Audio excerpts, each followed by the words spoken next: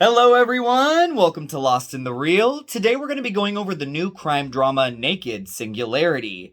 Now, as the year progresses, I find myself using the words squandered its potential a lot, as films keep getting released that had the recipe down to create something really special, but somewhere along the way something very wrong happens, and the final product is nowhere near as good as it should have been.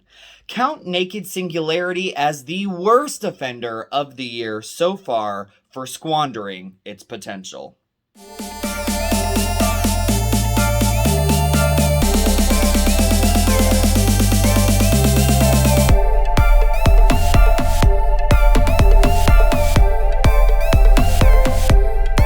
Naked Singularity had its world premiere at the San Francisco Film Festival on April 9th, 2021.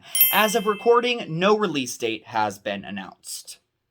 The film is written and directed by Chase Palmer, based upon the book by Sergio De La Pava.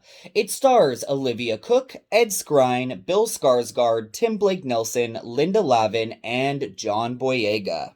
When a successful New York public defender loses his first case, his life begins to unravel. With a cast like that, Ridley Scott's Scott-Free Productions producing, an exciting up-and-coming first-time feature director in Chase Palmer, who helped co-write the first It film, and based upon the PEN Prize-winning debut novel by Sergio De La Pava, the potential for greatness here was boundless.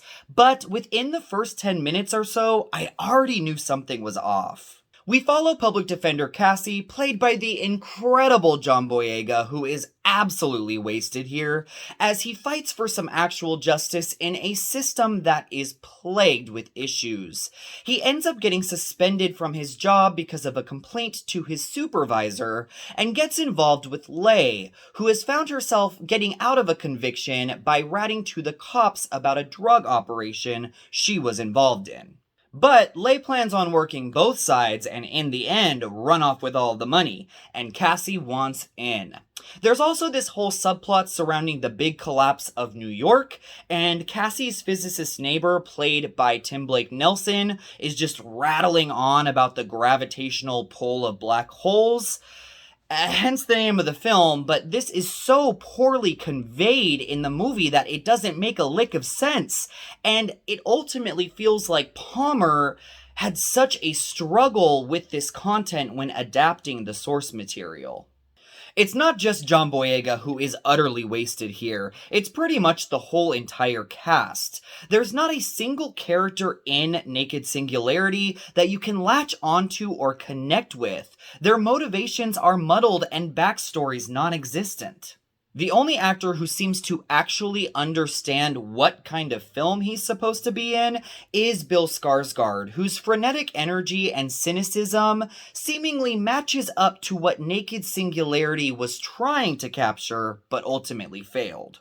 Linda Lavin as Judge Cymbeline provides the only moments in the film that truly stick their landing, as a woman who has been completely jaded by the system and spars against our naive protagonist. Honestly, I really don't want to go into a ridiculous amount of detail about what is off about this film because I don't like tearing films apart. I am always an advocate and rooting for films to succeed, but there is just so much wrong here. So I just am going to talk about one more thing. We have to talk about this film's complete lack of energy, which feels completely off because you can tell the director is going for a type of kinetic action style heist thriller. I mean, they are alluding to this samurai sword the whole damn movie, which makes you kind of expect something along the lines of a Kill Bill style action sequence. Spoiler alert, you don't get one. The use of the score and sound also lay bare the film's intentions with pace and momentum. We have a scene in which Olivia Cooke is lackadaisically swinging back and forth in a club scene that is supposed to inject some liveliness into the film. Dance, woman! What are you doing? Dance! Later, we have one of the most boring car chase sequences I have seen in years, coupled with a vigorous dubstep song bumping in the background. As an audience, we can clearly see what Palmer was trying to accomplish, but nearly none of it translates to the screen. So I will be giving Naked Singularity 1.75 samurai swords out of 5. Naked Singularity had all of the right moving parts to create a fantastic film, but in the end, the name says it all. This movie's gravitational pull sucks you in to a place where nothing exists and you can't escape.